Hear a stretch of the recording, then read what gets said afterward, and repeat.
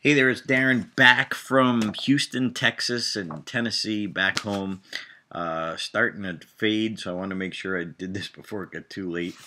Uh, Reading more from Michael's book. This is brilliant. Oh my. You can tell something is brilliant when, if you look at the notes and the things that I started to underline, all the things that I underlined, it's like every paragraph. This isn't a book, this is a resource.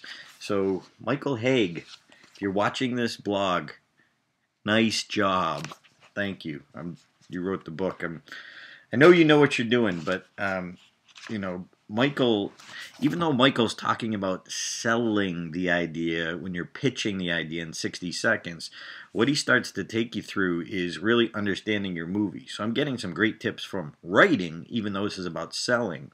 And he said in order to sell, you got to understand your movie and what is appealing about it and why people would want to watch it. So he's he's given some basics here. It's reality. There you go. But he had said and reminded me that you need to get empathy for your hero right away.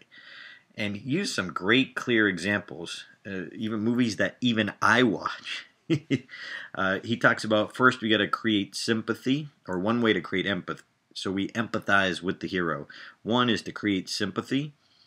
Second is to put the hero in jeopardy. And a third is to make the hero likable. And fourth, to make the hero funny. These seem like maybe obvious and easy concepts, but when he starts talking about rock solid examples, like putting the hero in jeopardy, so dodgeball fans, I loved that. That was great. But at the beginning, Peter LaFleur, who owns the gym, is about to lose the gym. So now we empathize. He's going to lose it. Oh my gosh. Or another great example is just making the hero likable, like Elf. I love Elf. And then he used one which I thought was really interesting about making the hero funny.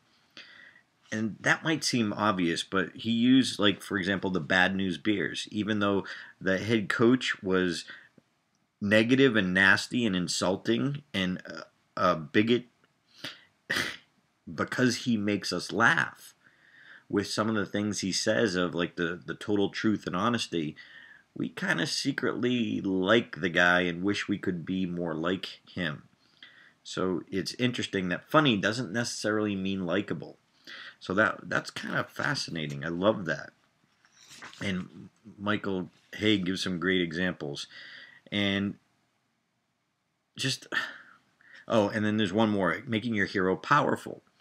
And what that means is they're really good at what they do, and we admire that. So I'll use some examples here, but I don't want to give away all the secrets from his book. He talks about setting up the story and the opportunity. This is another great one. That was a big aha. And the reason I got the board out for you. What opportunities presented the hero? So Michael has his 10% rule, that about 10% of the way into the story that a major event occurs. And if you remember, watch one of my other videos, you remember me studying, based on Michael's percentage, Rudy. And 20 minutes into Rudy, boom, there it is. When Rudy's best friend passes away. That was like the inciting incident. So, and what he also said, that from a screenwriting standpoint too, which I found this fascinating with the structure, is that if I'm starting to plot out my different scenes, but if I'm following that when the call to action happens, so call to adventure, crossing the threshold, I'm not sure where this will go, whether it's considered call to adventure when I read the Brian Tracy thing, or maybe it's more when I actually do the stitches. But he said there has to be a change of location. Or, excuse me, it doesn't have to be. I'm paraphrasing. Me paraphrasing anything is not word for word, that's for sure. But change of location, and that makes sense from a structure standpoint, because if you're doing a film and there's a change happens, well, obviously a different background or a different world that we're in, it would make sense that it just makes the change clearer.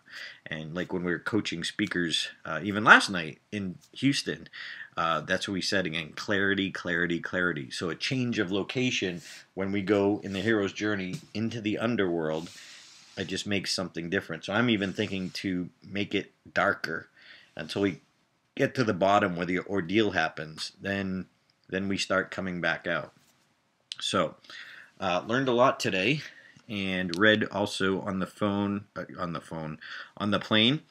So 38 minutes, Closer to My Dream. Michael Hauge, great book. Suggest this, even if you're just storytelling, because we're still selling. But give some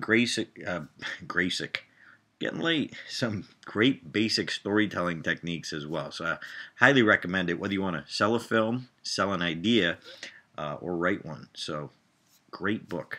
I highly recommend it. So 38 minutes, Closer to My Dream. More on the table tomorrow, of course. What are you going to do tomorrow to get closer to your dream? I don't know what I'm going to do, but I guarantee you this: there'll be at least 17 minutes of it. Stage time. Hey.